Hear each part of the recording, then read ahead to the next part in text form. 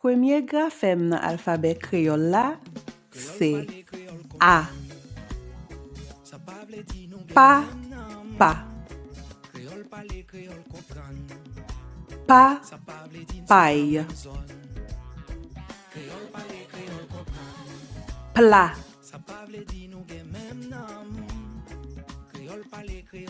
Plate. Wa.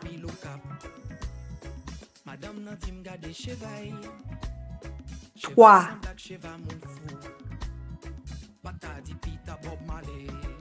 Moi. À moi.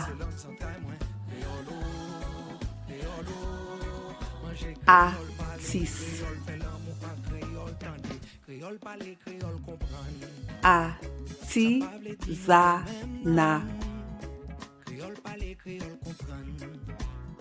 Sa pa vle din sot nan menm zon.